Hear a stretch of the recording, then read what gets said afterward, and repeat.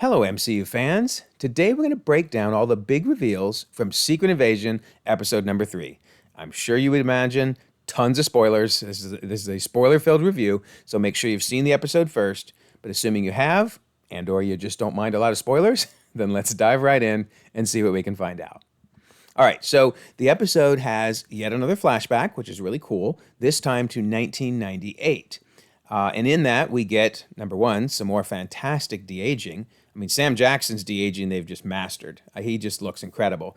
I am assuming that is the same actress that we see later in the series. I looked in the credits. I don't see anything saying 1998 Vara or anything like that. So that's some incredible de-aging on her as well. Unbelievable. Great job, Marvel. Great job. But really fun to see their relationship, how it formed, and bringing some substance to why they got together and why it was okay for them to get together because it's a secret mission. No one knows that she's working for him, etc. So very, very cool. Also, they drop that fun little Black Widow Easter egg and mention Dreykov's name. So because of that, we need to put some things in some chronology here to figure out how this may have fit in with the Black Widow story. So she's saying this should put Dreykov's men on their heels. Well, we know, and that's in 1998, remember. We know from the Black Widow movie that in 1995, that's when Natasha was sent again, poor thing, and her sister, Yelena, was sent for the first time to the Red Room. Which, by the way, this is still one of the most tragic scenes in all the MCU. It is so hard for me to watch this scene knowing what they're about to go through in the Red Room, but wow. So this is 1995. Then they're getting that file about Dreykov in 1998. Well, then the Budapest operation is in 2008, 10 years later. So this may well have been information that ultimately led to this mission.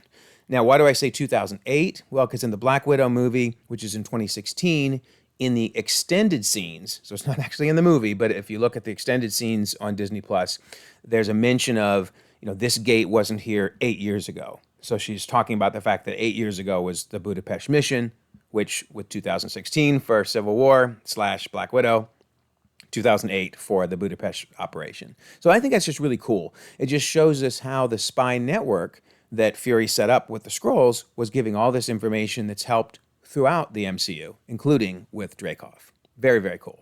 All right, so once again, quick reminder that from a timeline placement, it looks to be in November of 2026. This is the Disney Plus timeline, which will eventually, hopefully, place Guardians of the Galaxy in April of 2026. I'm sticking by that, darn it. So more hints in this episode because there were more references to 30 years ago. 30 years, of course, from 1995's Captain Marvel. I'm beginning to think it's a drinking game, right? Every time someone mentions 30 years, you take a drink, I guess. I don't know. They keep bringing it up, which is great.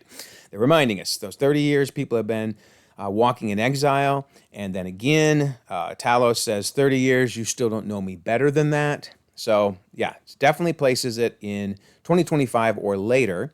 And then again, we get another reference about the blip, people coming back from the blip having been years ago. It's been years, Priscilla tells Fury. And it just wouldn't fit for it to be 2 years. That doesn't just say 2 years or a couple of years. The fact that they make it sound like it's been a while, firmly places it in November of 2026. So speaking of this discussion, though, let's dive into this a little bit more. I really enjoy any time that they help us feel the impact of the blip on the survivors, because obviously Fury was blipped, Priscilla was not. And she says, I wept on your pillow every night. I grieved for you. Honestly, the blip, they could keep talking about it for years. I mean, this is such a traumatic thing, just like we talk about 9/11 in the U.S. Years later. You just don't forget something that traumatic. And the blip would have been fantastically traumatic to the entire world. So I really appreciate any time they bring it up and help us feel the pain that it caused humanity. Humanity and the entire universe. But then I really like, too, that they're driving home this point of Fury, when you deserted everybody when you came back, that hurt even more. You just up and vanished, only this time it was voluntary, she says. And we hear from Talos how much it hurt him that Fury basically checked out. And you feel sorry for the guy. He had PTSD, right? He was blipped, he failed. 2 of the Avengers are dead, Natasha and Tony. We don't know what happened to Steve. So technically 3 of the 6 are gone. That was really painful. And this is how he dealt with it. But he's realizing the pain it's caused everybody else. I really like that. This series is letting you soak it in and feel how everybody dealt with these things. Really, really good. All right, we learn that Gravik's experiments and his big plan are fully in play, right? He says the only way we can counter the Avengers and claim this planet as our home is to become super ourselves. No, we're no longer just going to change our faces. We change powers. And then I love it. We finally get it. We get the line, Super Skrulls. Now, that line could have gone over incredibly silly, but it didn't. He delivered it really well. I mean, I'm sure he probably practiced it in the mirror over and over again. I can say this and not sound silly. I can do this. I can do this. No, very, very cool to hear the name Super Skrulls finally being said in the series. But I will admit, there's one person I would have rather had first name drop the term Super Skrulls had he not already passed away. And that, of course, is Prescott. Can you imagine Prescott going, Super Skrulls? Super Skrulls. You got to do that upper lip. Skrulls. Love that dude. R.I.P. Prescott. You really should have been allowed to be the first one to utter Super Skrulls. Oh well. Our loss. Our loss. We miss you, buddy. All right. But we see that Gravik has learned to control the extremis. Not only has he taken the extremis, started doing the DNA splicing, he's controlled it. That injury where Talos stabs him in the hand with the knife and he pulls his hand through the knife. Oh my gosh, that was hard to watch. But yeah, he just heals right up. But speaking of that injury with the knife, you gotta love the fact that once again, John Bernthal on the left, that was his reaction when he heard, what? We're coming back to Disney? I was on Netflix and now we're going to Disney? But then he sees a scene like that with the knife in the hand. Yeah, he's happy. He's like, oh, hold my beer. We're going to be doing that and more. Check out my series. Trust me, that'll be nothing. If you're allowed to do that, just wait till you see my series. Love it. Absolutely love it. Can't wait to have you back. Punisher is going to be amazing. All right, so I really enjoy the tension between Talos and Gravik. As Gravik is basically telling Talos, are you honestly puzzled as to why the council would prefer me as a general over the likes of you? Wow. I mean, you kind of forget until they remind you with some lines like this that Talos was the one they all trusted. He was their general. He was leading them. And they rejected him and replaced him with Gravik. Wow. And of course, that leads to this really tense scene, which we knew it was coming from the trailers. Didn't matter. It still was intense. Still was so well done. It's basically Gravik saying, hey, they follow me now. They don't follow you. They don't follow you, buddy. Powerful. Very powerful. And it does raise the question, though. Is Gravik afraid to kill Talos? Why do I say that? Well, because a little later, when they're talking to this Skrull who's impersonating the Navy commander, that Skrull says, Gravik offered you a partnership. We would have stood by you proudly. So notice, he's not just saying, we hate you. I'm going to kill you. He's like a leader who was removed due to ineffectiveness, but not due to the fact that you hated the leader. You just wanted someone stronger. So there's a great respect among the Skrulls for Talos, and Talos also respects them. He doesn't want to kill any of them. He kills this dude when the guy brings up Gaia and maybe outing her, but that's different. So I'm wondering, is Gravik afraid to kill Talos because you turn him into a martyr? He's kind of got this loose leadership right now where people are like, okay, we're going to trust you over Talos, but, you need to deliver. But I'm wondering if that's why he hasn't killed him, because there's about 20,000 different reasons Gravik should have killed Talos by now. But this really made me think he didn't want to turn him into a martyr. Interesting. Let me know what you think in the comments, but is that why Talos is even still alive? He killed Soren, later kills Gaia, but he's afraid to kill Talos. Very interesting. All right, so speaking of Gaia, I love this phone pass-off scene. There's so many details that I didn't notice until a second or third viewing, so track with me on this. This is amazing. So first, Gravik intentionally drops this information, which I thought was bad writing at first, and then I realized, oh, no, this is a trap. So he drops the information about this World War III plan, to which she immediately puts it on a burner phone. Then, when Talos walks out, we see, rando dude handing the phone, and we realize, oh, I bet Gaia gave him that phone. Smart move. Said, hey, will you just go give this to Talos? No, it's more intense than that. So watch this. So check out what the dude's wearing, right? He's got the brief coat there. And notice as he walks away, his mom didn't teach him how to tuck his collar down because his collar's up, but that's important. Just remember that look. So Talos walks away. Gravik walks out seconds later, right?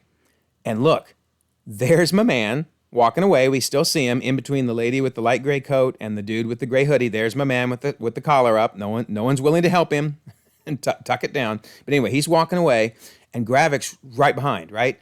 That's Gaia.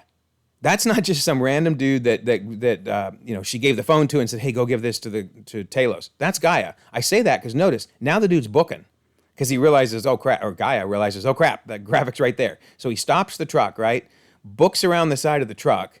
The only reason Gaia gets away with it is because Gravik is now stuck by the truck and his view is obscured. But when he comes around it, there's Gaia, who's literally just getting in the car, although Gravik probably thought, she was getting out.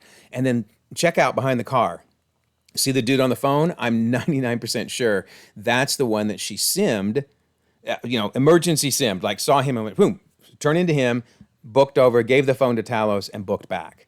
Wow, that is really cool. So watch the scene again live, and you'll see what I mean. It's far more intense than I ever imagined. I mean, she barely got away with it. Very cool, very cool.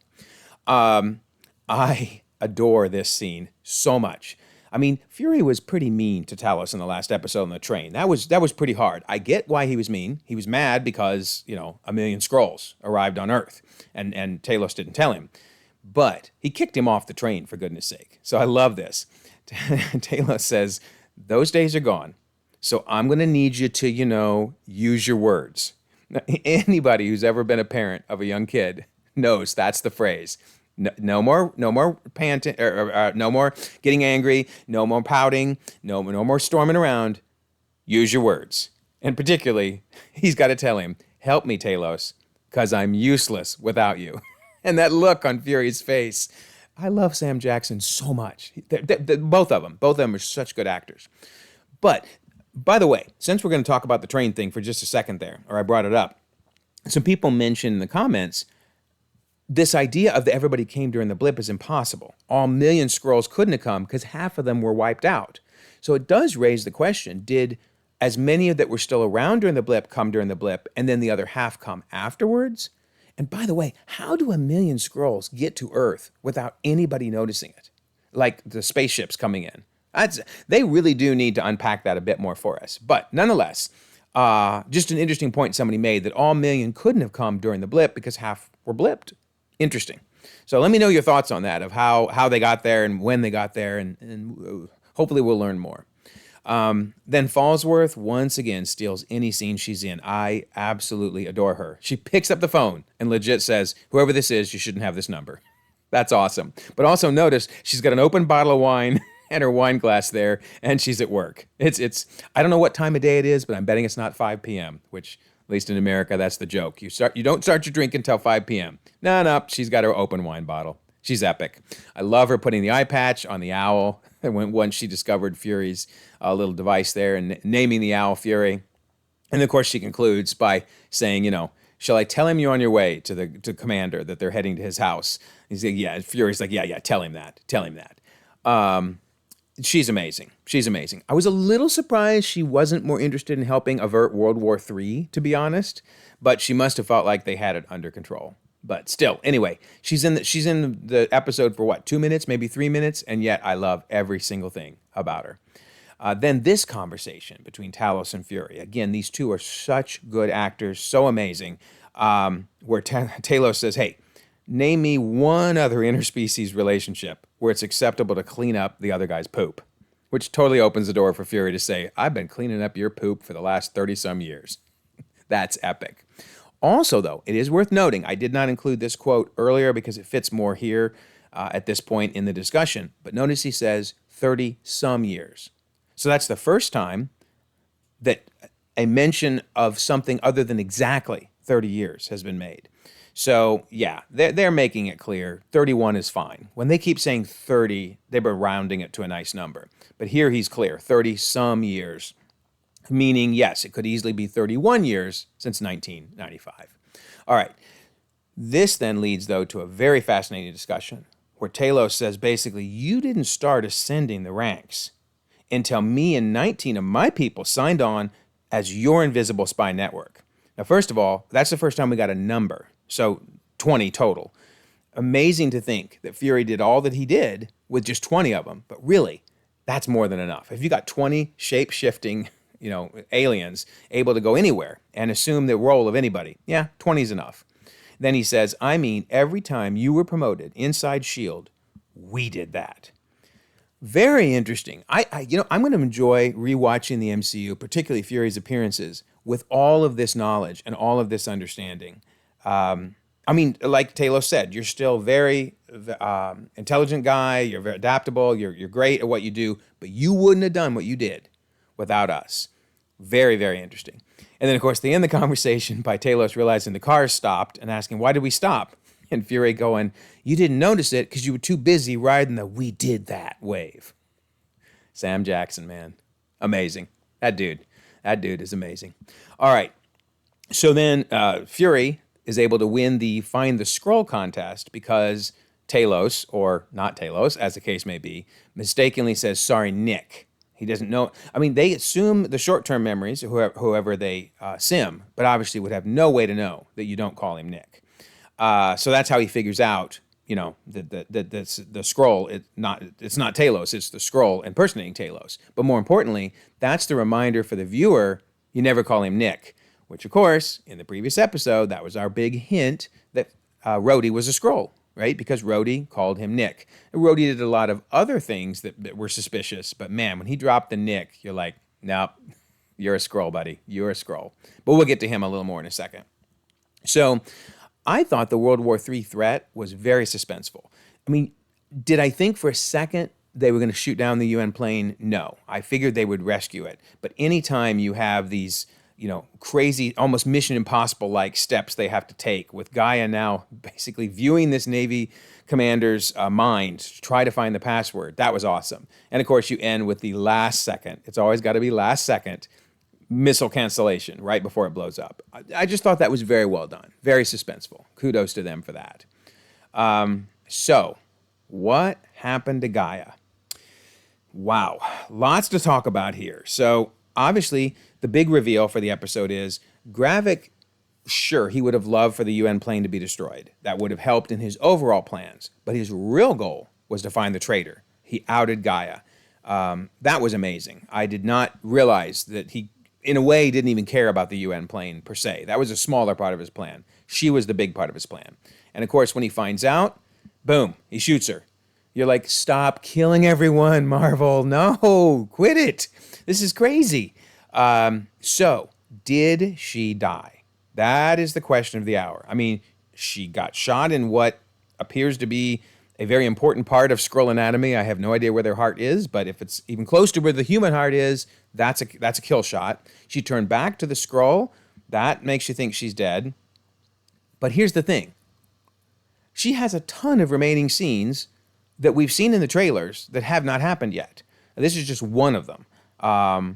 So what does that mean? In fact, this is kind of funny. There is a Twitter account, the Amelia Clark Network, kind of a fan account, that tracks all the scenes from the trailers and then shows you which ones have already appeared. And they tweeted something out right after this episode aired, and they tweeted this that shows that, all these different scenes, and here's at least 5 that haven't appeared yet, and this as well, which with another, 5 or 6. So there's no doubt. I mean, no doubt at all that Amelia Clark, at least, is coming back for later episodes.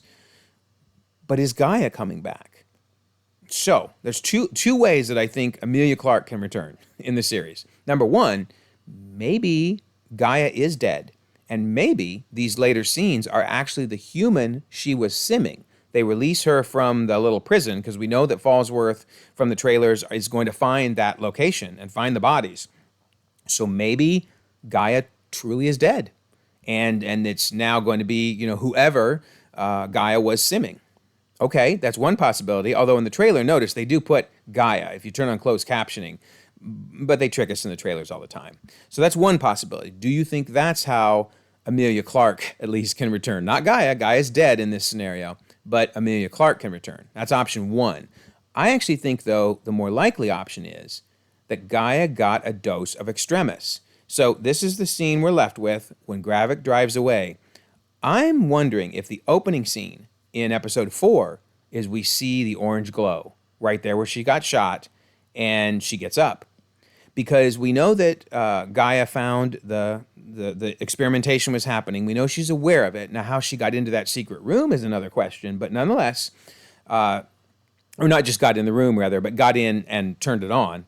But we know that she's aware of it. So if she took the Extremis, that could be how she lives. Let me know what you think about that. Because there are theories that not just Emilia Clarke is returning, but Gaia, the character, is returning.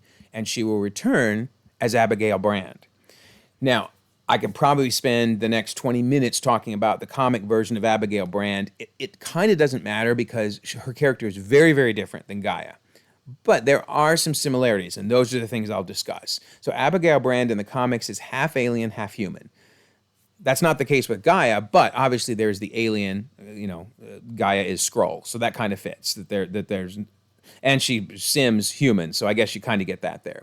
But more importantly, Abigail Brand was a very important character with Sword, and of course we're seeing how Sword and Saber have a big role. Abigail Brand was involved in Secret Invasion. Well, that's enough to make you go, interesting. And then here's the biggest one. This is wild. Abigail Brand had a mutant power of pyrokinesis, the ability to shoot fire. Well, what would taking Extremis make you be able to do? Obviously, to shoot fire. So, again, totally different adaptation of the comic character, and I'm fine with that. Some people get annoyed by that. I love it. Feige, if Feige just took the comics and adapted them, we'd be bored silly.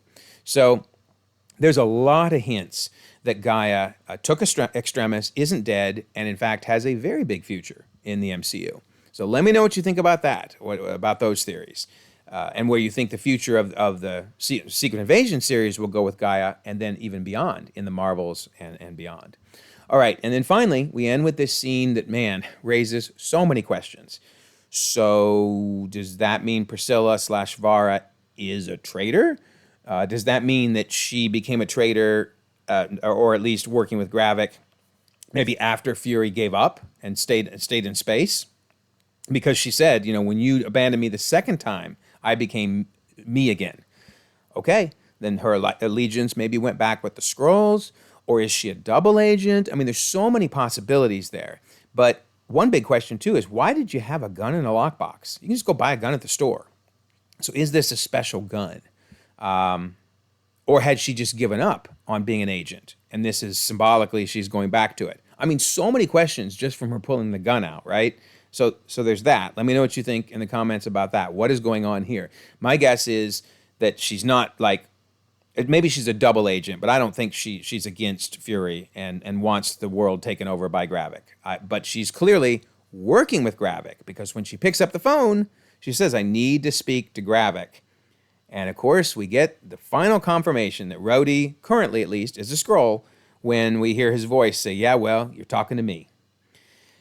Interesting. So there's kind of been no doubt that Rhodey is a Skrull. But the real question is, when? When was he a Skrull? Did he become a Skrull? Has he always been a Skrull? I really doubt that. Civil War alone, with that grievous injury he had in Civil War, we would have found out, I think, that he was a Skrull. Was it after Endgame? Or was that a Skrull during the time heist? That'd be wild. And if the Skrulls learned about time travel, please no. We don't need any more time travel. Or was it sometime after, say, Falcon and the Winter Soldier? Was he a Skrull in Falcon and the Winter Soldier or afterwards? Let me know your thoughts. My personal feeling is at least he was Rhodey all the way up until he came back Endgame ended. But I also think he was probably Rhodey in Falcon and the Winter Soldier. Didn't have to be, but I think he was. I think it's very recent. They've given the impression that this takeover is very recent. That Talos just got booted off the council. So I think taking over Rhodey is pretty recent. My opinion only. Let me know what you think. But there you go. That is Secret Invasion Episode 3. And of course, with the Discord server, notice we're even debating, will Rhodey become a Skrull? With people discussing, was it during Falcon and the Winter Soldier and this particular scene, etc. So if you want to, you can join the Discord server. We'd love to have you join the conversation. I will leave a pinned comment with a link to the Discord server. And of course, I'd love it if you would like this video. You should subscribe if you haven't already. You can check out more content, and we can all continue to enjoy the ever-growing, ever-changing Marvel Cinematic Universe.